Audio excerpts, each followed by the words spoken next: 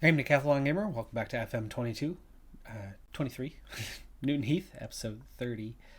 Shaq Ford has finally, in the month of November, lost the Player of the Month, though he still finished third in the classification. Of course, we also gave him a day off for the first time, so him scoring four goals was just not enough this time around, but still a 7.44 rating for him during that stretch. He didn't even win the young player, though, as he was second in that classification, and Cannonier wasn't one of the two guys above him in the overall player of the month. But it is what it is. I guess they got tired of him winning it and decided to hand it on to somebody else. Meanwhile, I was second in the manager of the month category, but it was Tom Heaton who ended up winning. Yeoville's manager, 6 matches played with 4 wins during that stretch and just outscoring me by a few points.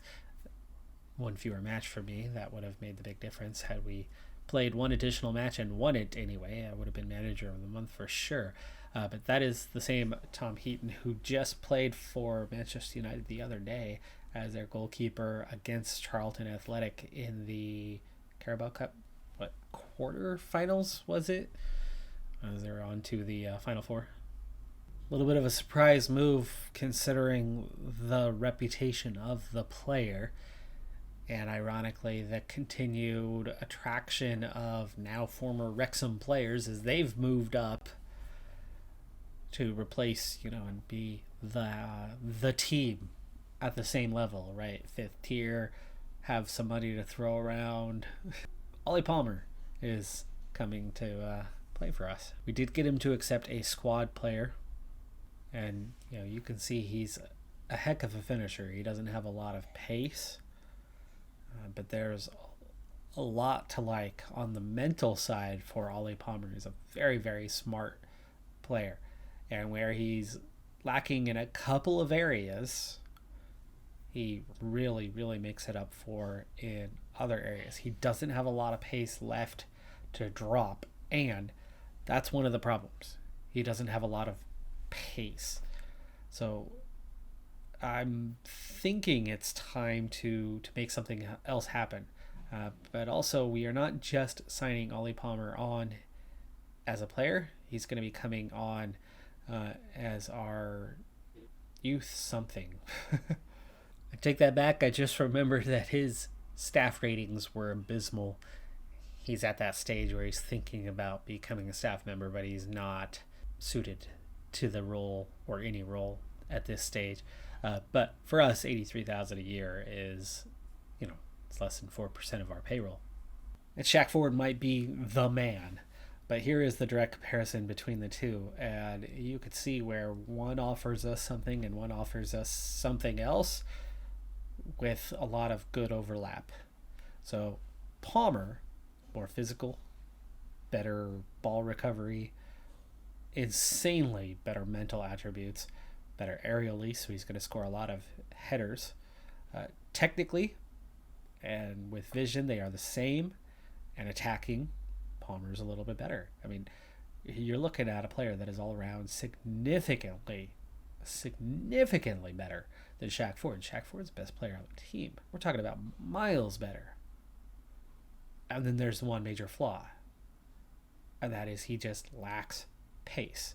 Now, if you put these two on top beside each other in a 2-striker system, the skill of one combined with the pace and relative skill of the other could turn it into a very, very dangerous duo on top. But where do you take a man away from? Do we pull one defensive mid out of there and go more attacking and make like a 4-1-3-2, like 4-4-2 with just a bit more attacking sense? I think we'll play around with that and I'd give it a shot, see how they do.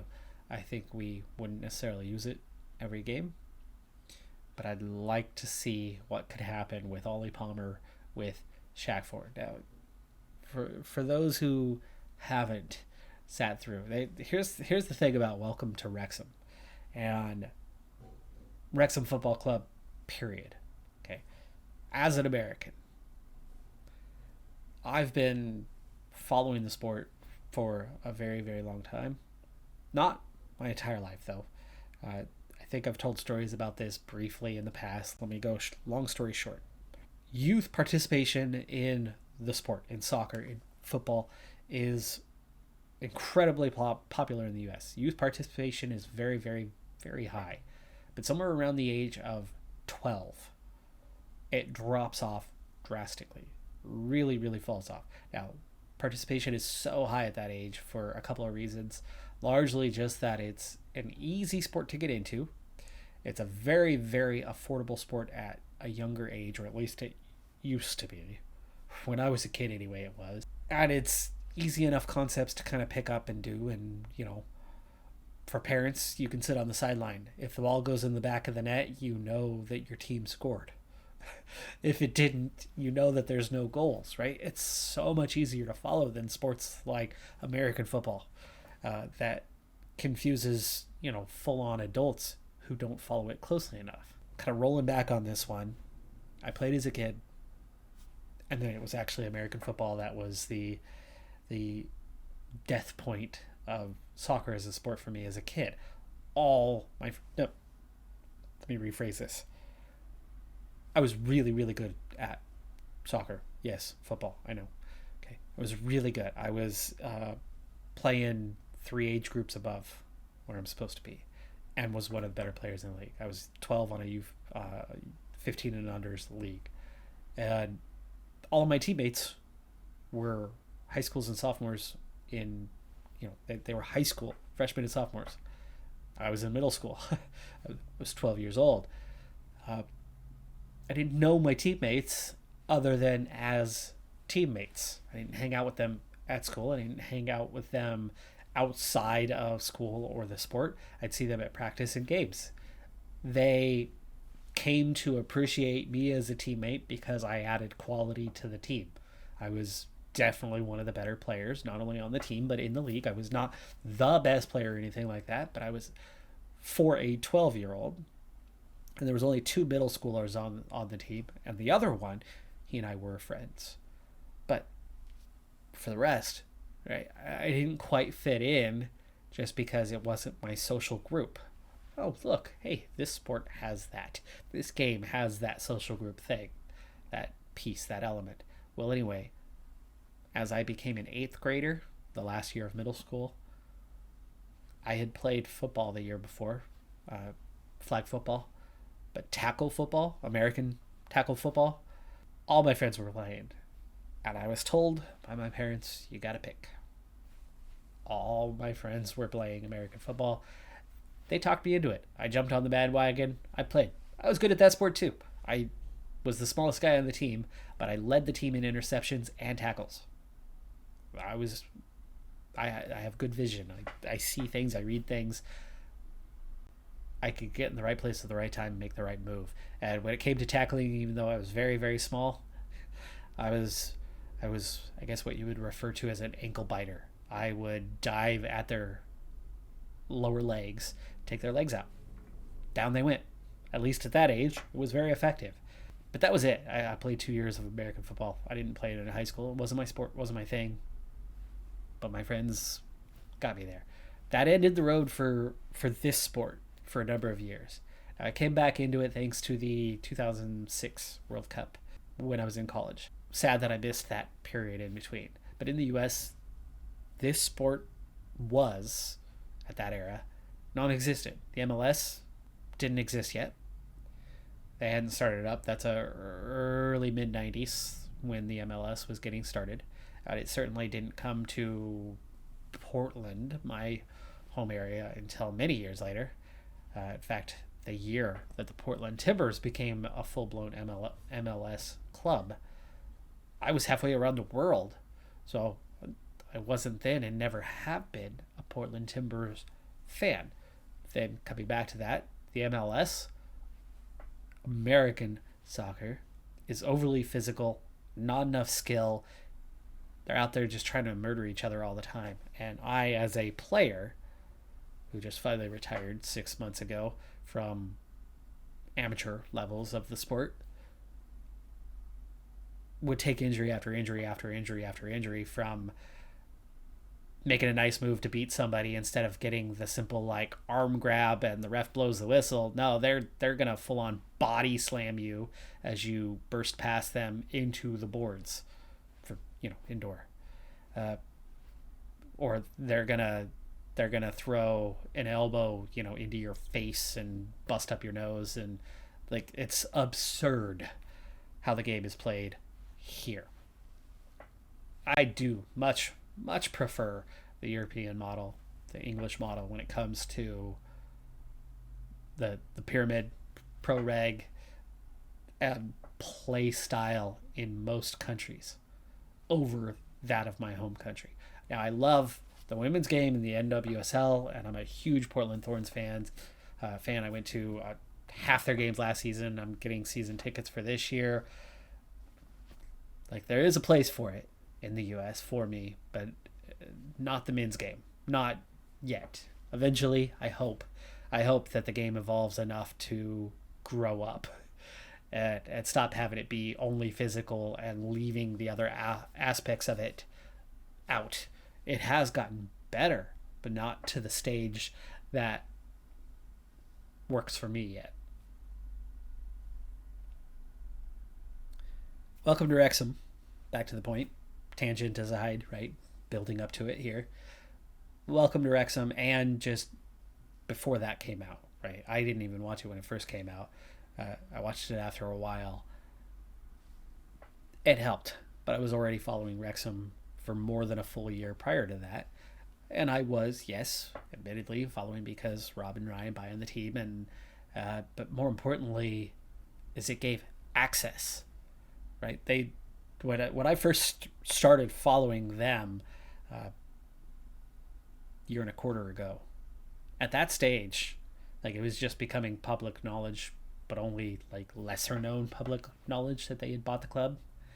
And at that stage, we're talking about like a YouTube following of 1,000. Like, they had 20% of the following, or maybe 25% of the following that I have on this channel. There was almost no social media presence from Wrexham Football Club.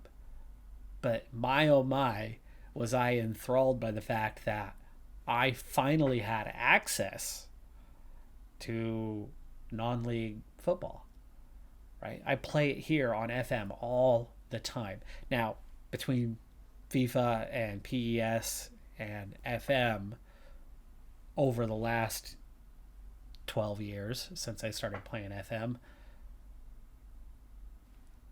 out of a dozen years of those, I've grown, mild fandom of various clubs for various reasons. I've read books regarding Brighton and their early days, so, more than a decade ago, when they were down in the lower end of the league and building up and still playing in their smaller stadium, and the influence of Rockefeller Skank. And anyway, I've developed support, at least moderate to mild support, of various clubs because I played as them, or read about them, in various capacities, whether it was books or video games. And so I have clubs that I like and that I support for the various reasons, but I've never had proper access to them, right? I've seen, really liked Swansea and their style, and I watched them, and when they got relegated to the Championship, occasionally I'll still notice that, hey, they're playing, it's on, I can see them, and I'll catch 20 minutes of one of their games, or I'll catch a half of one of their games, one of their matches, and it's awesome getting to see some Championship football. And in FA Cup, coverage was really poor in the US, and it was hard. It was a channel that I never had. I don't have cable. I stream. And so I wasn't getting much FA Cup content. I wasn't getting much of those opportunities to see your minnows play. Or if I was getting to see the minnows play like once a year. So finally having regular, every match have highlights for Wrexham last year and this year. I've been following them long before the show came out, a year before the show came out, because it was the team that I actually had access to.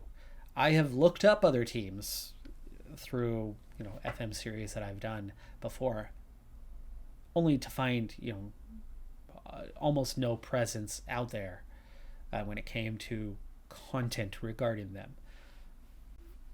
The streaming service that exists in the National League now exists because of Rob and Ryan. They pushed that. It just happened this year, for those who weren't aware. It's out there. There's a streaming service. You can watch them in the US. You can watch them in other countries. You can watch them across the UK. Let's get back to the game. But point being, I have access visually to a guy like Ollie Palmer. I've seen what he does, what his role is in Phil Parkinson's Wrexham. I know how he could fit into this system, not just because you can see it here in the stats, but I've actually been able to see it visually through content as well. It would be nice to incorporate that. So here's what the new tactic looks like, and also with the addition of Ollie Palmer, we are expanding our proper first team, the actual rotation guys. You have your 11 in the side. We now have 7, or realistically, excluding Wright, 6 on the bench in the rotation. So I've got about 17 guys in rotation now. And then still, looking at the bench, I've got a group that, 4 or 5 guys ready to step in case of injury. They're not necessarily guys that I want to be in the rotation so much, but they're capable of being in the rotation. Now, we're still working on the pairing with Neil and Sarcevic, or with Whitehall in there, or even Matty Lund in there, as those guys have all played plenty, so I haven't quite developed the relationships. But here is the look for the new formation, or at least what I would try initially. All we're really doing is taking, where we had Ford alone on top, and then that attacking mid behind him as a creative force, and then pushing that creative force a little bit higher in a target man in Palmer, and then putting him alongside Ford. And I would imagine that's going to do, a couple things. One, it's going to put more pressure on the back line of the other team. So this is gegenpress style. So we're pressing already, but this is pressing more so. And then it does open the midfield a little bit, but you still have Neil and Sarcevic there in those roles. Neil, for now, we're going to try the deep-lying playmaker role for that one. Sarcevic is best as a ball-winning midfielder, even though I would think he would be the more attacking kind of minded player. But anyway, for everybody else, it's essentially the same sort of roles that they had previously, though I do believe that the defense is more attacking than previously, with full-on wing backs. Yeah, we'll give it a shot. We'll see how they do. But familiarity's not there, so it's not something I want to introduce right away, but it's definitely something we want to get trained up and ready for future games. The thing that I hadn't bothered to do yet was to improve my coaching staff in recent times. I have a couple coaches that are still non-contract. We're not having to pay them. I liked the idea of saving up a little bit of cash. Closing in on 40 million. Cash is not an issue, and we can absolutely afford $41,000 a year for a coach. And looking at the comparison, Robbie Fowler, who accepted, by the way, he likes it so much more. I mean, he is so much better than what we had. We're talking 15s and 12s for kind of the key areas that he's going to step in for. Here's what he's replacing. 4s. 10 and a 13 and a 1. That's going to be a significant upgrade. Simon Rose also needs replacing. Same sort of thing. In fact, maybe even worse. So we'll get both of those guys replaced. And I'm trying to do it based off of kind of where they're at. So we just hired a guy that's very good possession technical, pretty good in attacking too. So we'll see how that one goes. But we've got 2 guys that are already in that area. So that's probably our possession guy. I don't know what his tactical was, but let's look on getting a tactical for maybe possession and defending. So defensive and tactical, mental. Defensive, tactical, mental for our other guy. See if he could replace Simon Rose. Wow, that is a very defensive team with, what was that, 7 players in the back? I mean, we have 6 in the back, and that's a lot. You don't normally see more than 6 in the back. But with 7 in the back, that's pretty defensive. So are they going to be looking to try to hit us on the counterattack? Doesn't seem likely for a League One side. Reading. Also surprising that they're a League One side these days. Last I knew they were in the championship. I don't know how long ago it was they were relegated, but a little surprised by it. We'll see how we perform. We are on the road. It's going to make life a little difficult as they try to throw that one in the box. That one gets ping-ponged around as it takes multiple deflections, partial clearance, and then eventually a shot well wide. And that's the first 2 attempts of the game. Corner kick. No. Long throw, and they get a chance in close. But Heath gets the block in, and now they've had 4 attempts. We have yet to have one ourselves. Neal loses that ball. Dangerous position. Does not recover yet. We get some pressure on that. Heath, easy ball recovery on that. Hercules on a yellow. Hercules in for the now injured Lapalabai. So Lapalabai, he's pretty injury prone. He takes quite a few of those. Dangerous tackle there. Didn't seem to get the ball. And Sunsup Bell just barely onside times that run. And yeah, Tanner goes through the legs on that slide tackle. Amazed that he doesn't get called for something. Sunsup Bell well placed inside the right net there, just inside the post. And we trail 1-0. We squeezed our way past one League One side, but it's looking, at the moment anyway, that we are not headed for back-to-back upsets in the FA Cup to continue on with our journey. Tanner, nice through ball. Ola! Good first touch, but the defense covers that really, really well and ends up blocking his attempt. Just about played himself out of space, though. Hercules scores! Oh, keeper. Alsop does not get all of that ball. Just some. It's all or some. He gets some. Hercules just recovers the ball out. Takes a couple touches. He just juggles that ball to change directions there and get it under control. Defense really slow to react. And we are back in this thing. Half an hour played. Wilson. Sarcevic finds Tanner. Tanner through for Ford. Onside. Fullback played him on. And that is 2 goals. 2 goals in just a couple of minutes there. That's beautiful. And he's definitely on. You can watch here with Tanner. He's already making his run. He beats his center back there. But the right back, number 36, standing pat, not moving. Doesn't stay with his defense. He's 2 yards lower than they are. And all we needed with Ford at his pace, 1 step ahead, and already running, was enough. Ford, great goal. Another ball over the top. Another chance for Ford. This time, Alsop gets all of the ball. Blocks it out for the corner. Tanner. Cleared. Tunnicliffe puts it back in. Again, resets to Neal. Neal with the cross. Hercules looked like he was kind of held there by Fox. But yeah, you never quite know with the animations. Love. Here's my thought on FM regarding the animations. They have 2D, they have 3D, and there's been lots and lots of cries for something more, something better, something improved, something resembling, what FIFA does.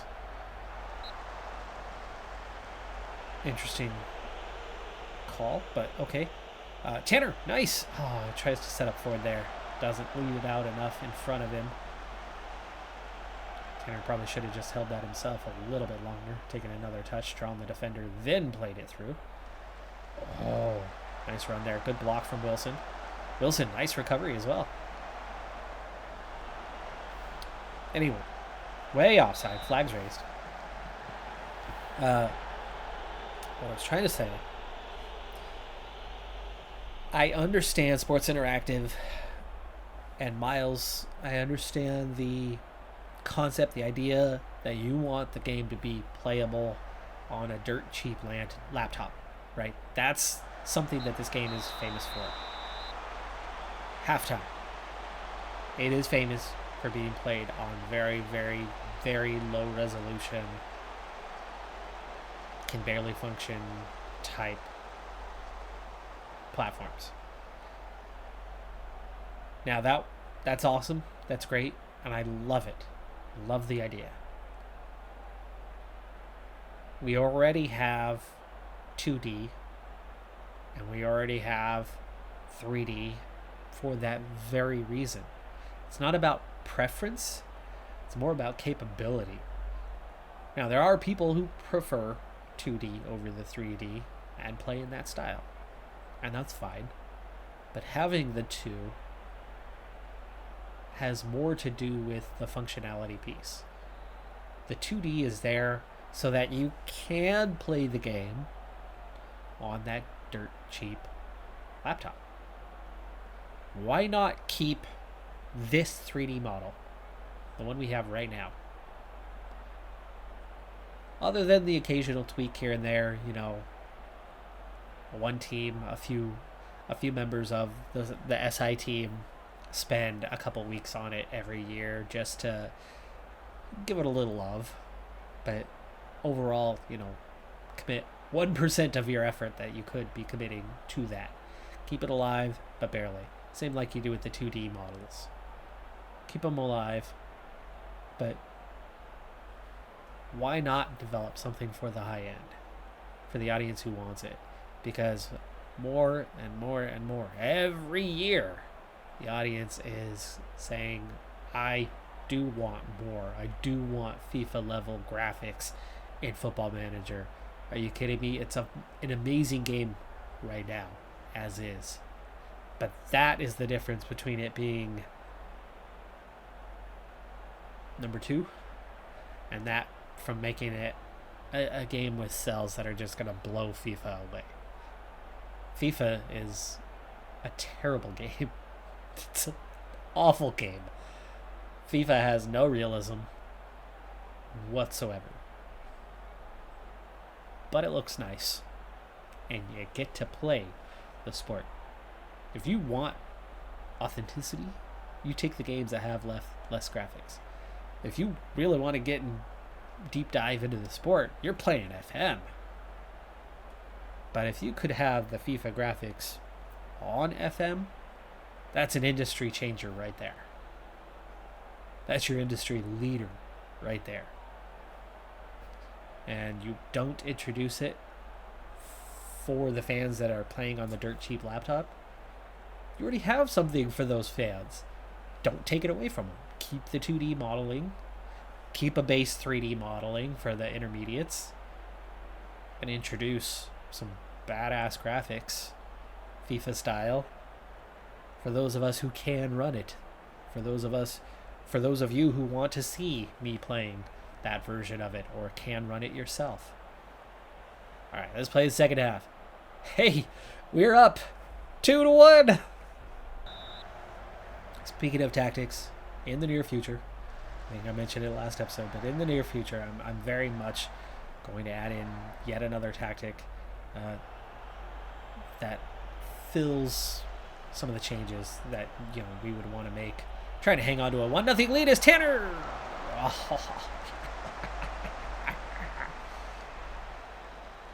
Should have made that 3. He's through on goal like that.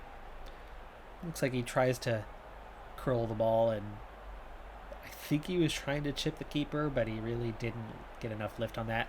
But all of a sudden, we've played an hour. 15 minutes just flew by in a few seconds there.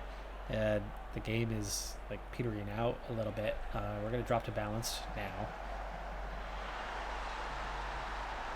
We're going to stay balanced anyway. It's 2-2. It's a nice goal. That's Wilson. Not doing enough there. Not enough pace. What I have to see now, just how bad is Wilson's pace? He's got 12s. I mean, he's very much your heading, marking, tackling defender. But he's got the pace, he's got the jumping reach, he's got the strength, he's got the physicals to go with the basic defensive stats. He's determined. He's got the concentrate. Not brave enough? I don't know. Anyway, let's get back out there.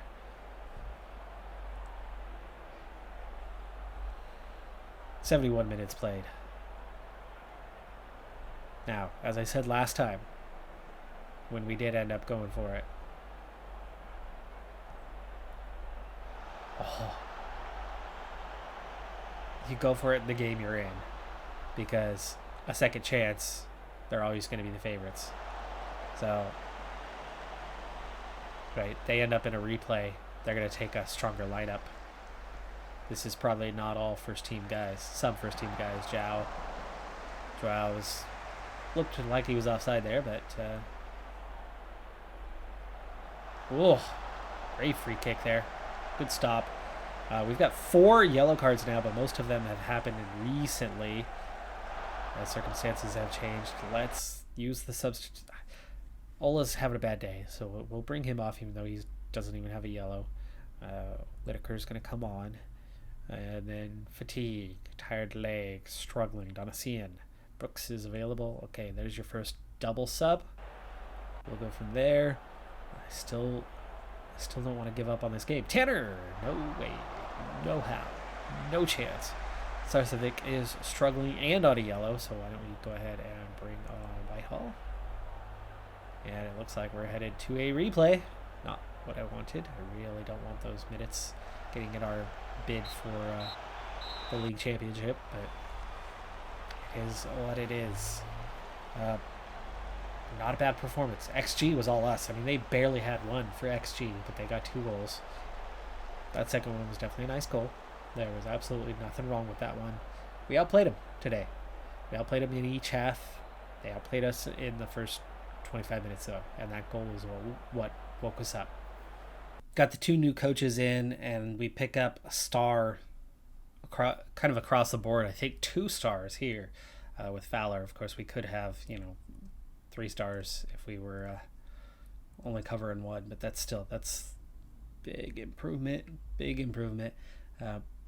We're still lacking on, we don't have a fitness coach, we don't have a goalkeeping coach. I'd very much like to get those, but so far the board hasn't wanted to give us that just yet. But actually, it's probably about that time that we have a chat with the board again. It's December now. Things are still going really well. We're still growing, improving. Things are happening. We're outperforming what we're supposed to be doing, and we have brought the reputation up to a 1200. So fantastic things are happening. Let's see if we can maybe get the board to do something for us, because A+ from them. We'll start with asking for coaches allowed, and then probably youth facilities. There you go. It's accepted. Increase the count by 1. Now the question is where to go with that, and I suppose what's worse, right? Obviously, I'm not a goalkeeping coach. I seem to have better ratings on the fitness side, but I think that's going to be more impactful than a goalkeeping coach, though we do have a number of goalkeepers on the squad. I think the easier determination is which one's more impactful. If we take these 2 off, does it change that? No. But if we were to take those 2 off and change that, would it? Well, the answer is still no. So what are we more inclined to have?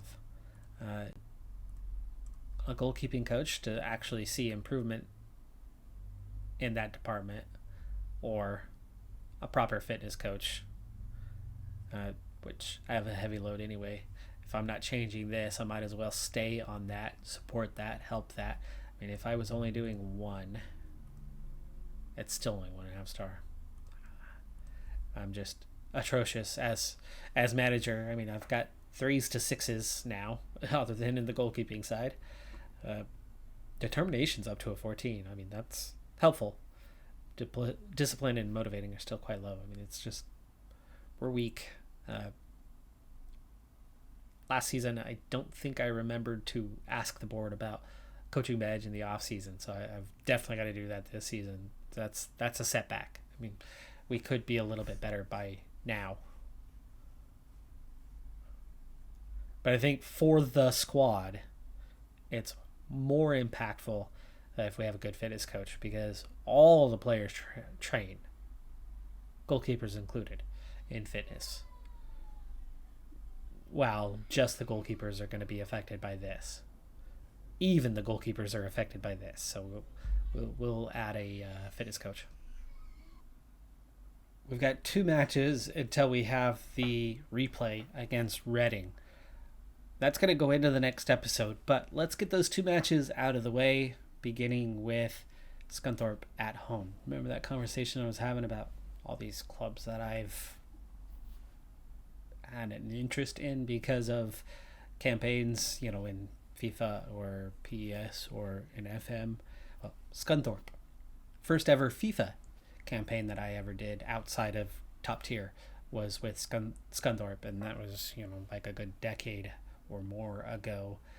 And back then I think they went down to either Championship or League One. I don't remember if we picked up Scunthorpe as a League One side or a Championship side, but it was a while ago. They've obviously been falling down with time, unfortunately for them, and look to be going down again this year, as they are, in real life, I believe they are last place in their league. 2-0 victory with a penalty from Sarcevic and Ola scoring in the 50th. Dominating fashion, they only managed to get 1 shot on target in the entire match. That was also our game in hand. We were the only ones to play today, as it was a night game, midweek night game, and we're back up to a 5-point advantage in the league, plus 14 over Eastleigh. And definitely we are looking to be the 2 stronger teams in the league. The early assessment on our intake for the upcoming season is that it's going to be an excellent intake, that it's going to be a golden generation for the club. How is that in relationship to the actual players on the club? Or is that a comparison to our U18s and previous intakes? I am not sure which. I'm intrigued. I'm excited by this. It may be nothing. They may just be the best intake we've had. Well, we took 0 players from our first intake. First 2? We took 3 players from the last one. And just because we needed something. It's like we had to have some element of youth in the system, so we took the 3 best players. Now, that's not saying that the overall group here is going to be fantastic. It looks like we have some attacking mids and strikers, 3 forwards to be fine prospects, and there is 1 attacking midfielder. So it looks like maybe there's 4 guys worth hanging on to, maybe a wingback or a goalkeeper worth hanging on to, and then the rest are going to be garbage. But hey, I mean, we'll take it. They may not ever be anything for us, but it's at least, it's nothing less than a sign that we have made progress in this department with all the requests we've had when it came to the board. And here's our first ever fitness coach hired for the club. 12, 15, 13s. That's not bad. I mean, that's about a 13 overall out of a 20, considering, I've got a 3 in fitness, and, I know determination's like a 14, but we're looking at 6s, 7s here. So I think my overall average is about a 7 for those 4 attributes. So we're pretty much doubling the capacity. Tricky thing about Keane is he's well suited to doing 1. I mean, we can get 3.5 stars in quickness, or we can get 3.5 stars in strength. But together, I think we need to take that together and get, this sorted. Sarcevic suspended on yellow card accumulation. Both of our wingers coming back from minor injuries should be available for the Reading game in midweek. But for the Saturday match, we're on the road at 19th place Solihull Moors. We're gonna try the new tactic with Ford and Palmer on top, with Hercules, who's played plenty on the right, as Lapalo has been injured a fair number of times, and he's a good player and he's very interchangeable. Tanner playing out on the left, not his usual spot, but it's a good way for him to actually get in the side in this formation. And then with the suspension of Sarcevic, we've got Whitehall coming in, but he's played alongside Neil plenty of times, is also fresh and seems to have picked up the what to do in the tactic a little bit better, faster. You can see, the familiarity, not bad at this stage. The attacking side of it is not quite there, so there could be challenges in this one. But we'll see how the team performs. You can see that Palmer and Ford 3.5 stars for each. So tactically they both play their roles well, full familiarity. They're both well suited to it. We're looking at 3.5 star guys for it. What can they do? Brooks also in to give Donacien a rest, and Brooks is actually a little more familiar with it than Brooks anyway, or than Donacien. Oh no. Okay, well, first test, not a massive fail, but it's a fail. It's goalless. Actually had more shots and more shots on target than we did. We did outpossess them, but it has not worked out on the first instance, and that is absolutely some dropped points. But it looks like Eastleigh might have dropped points as well, so at least there's that. Yeah, there you go. They played Gateshead, 1-1 draw, so we get the benefit of drop points from Eastleigh to at least keep pace.